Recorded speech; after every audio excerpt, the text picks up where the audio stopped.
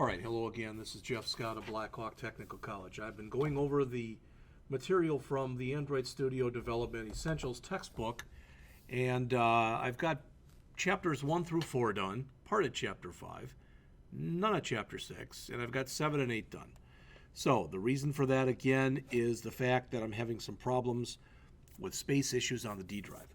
So I'm going to go into chapter 9 here, and like chapter 8, it's a short chapter, and like chapter 8, it's more theoretical in nature. All right? And they mention here at the top that even if you've got experience with other programming languages, chances are pretty good that the Android development environment, it might be unlike anything you've ever seen. So the objective of this chapter is to go over a high-level overview of the Android environment. Again, I've said this to you before. Please don't think, well, I'll just memorize this stuff, because that doesn't mean diddly. All right? You have to have some kind of an idea as to how all of the stuff that's in here basically just fits together. Okay? All right. So, first, Android activities. They talk about classes and they say in objects and everything else. And remember this, because we've talked about this before. Android apps, as of right now, are written in Java. All right, so it's still an object-oriented language, but the idea is what Android attempts to do is to take the concept of reusable components to another level. All right? Android apps are created by bringing together one or more components that are referred to as activities. You can look at an activity basically as being a screen. Okay? It's kind of like a view that we've had in the iOS class. Activities are intended to be fully flexible and interchangeable. So the idea that they give here is if you create some kind of an email application and you've got some kind of an activity that you created for the email app, you should be able to plug it in to any program that needs something like that. So activities are created as subclasses of the Android activities class.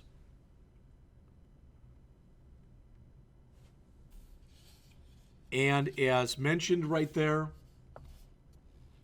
they must be implemented so as to be entirely independent of other activities in the application. That's how this sharing can take place. By default, as mentioned there on the top of the next page, if you're following along in the book, I'm on page 84, an activity cannot return results to the activity from which it was invoked. Rather, if you need that kind of functionality, it says the activity must be started as a sub-activity of the initial activity. Again, this is all just terminology, okay? And I've mentioned this to you before, but this is our author's implementation of this. But if I go out to developer.android.com, and the next thing we're going to talk about in here are, well, in fact, let's just do it this way. If I go out to google.com and I type in Android Intents, the first thing that should come up is something from developer.android.com. And you see that it is. So this is another place that you can go to, but what the author has attempted to do here is in a very few pages go over some of the terminology that you'll need to be able to understand this stuff. So as mentioned here, and I'd love to show you my book right now because I'm a highlighter, and most of this page is highlighted. Intents allow you to be able to launch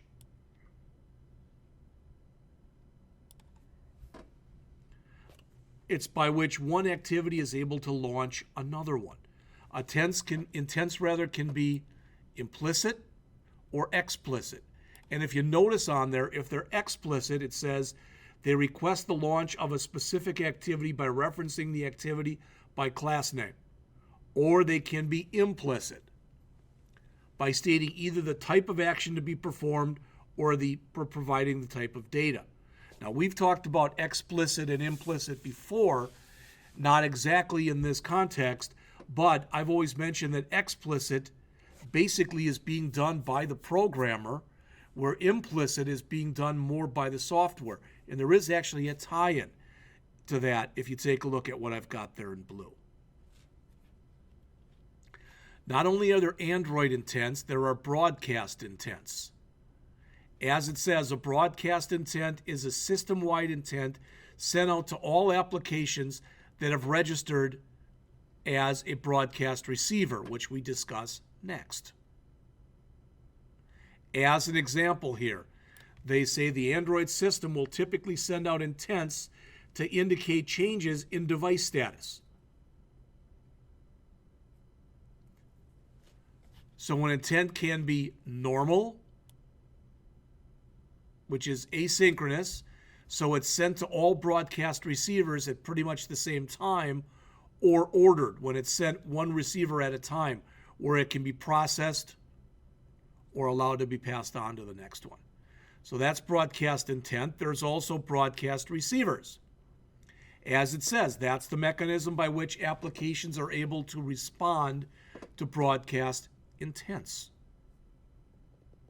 A broadcast receiver must be registered by an app and configured with an intent filter to indicate the type of broadcast in which it's interested in receiving. Now, they go through a bunch of other stuff with timing and whatever. I'm not going to go into that.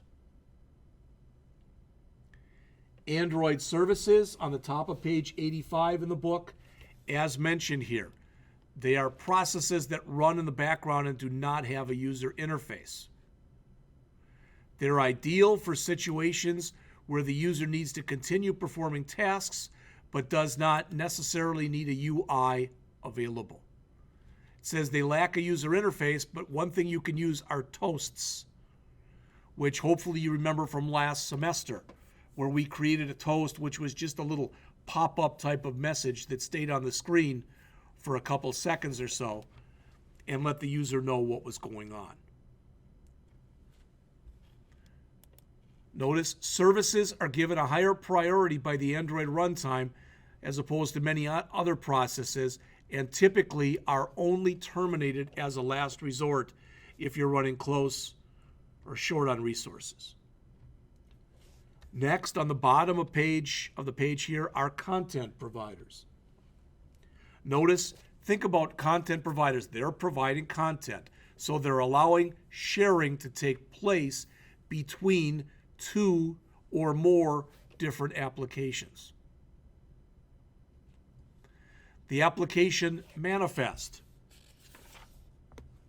Turning up to page 86, and as mentioned there, it pulls together the various elements that comprise the app. It's an XML file. It outlines the activities, the services, the broadcast receivers, the data, everything that we talked about previously that make up the application. Application resources. As it says, a package may also contain a collection of application resource files. Notice these files contain resources such as strings, images, fonts, and colors that appear in the user interface together with the XML of those. By default, they're in the res subdirectory. Application context, near the top of page 86. When an app is compiled, that class named R is created that contains references to the application resources. The manifest file and these resources combine to create what is known as an application context, which can be used to gain access to application resources at runtime. Again, that was very quick. And as the author says, much has been covered in this chapter that is most likely new to the average developer.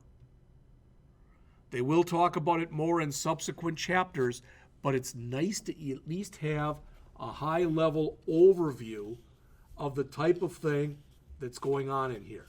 So again, this may not totally make sense to you, but the idea is, at least hopefully, it's starting to pull a few things together. All right. In the next chapter, we're going to go over understanding an Android application and the activity life cycles.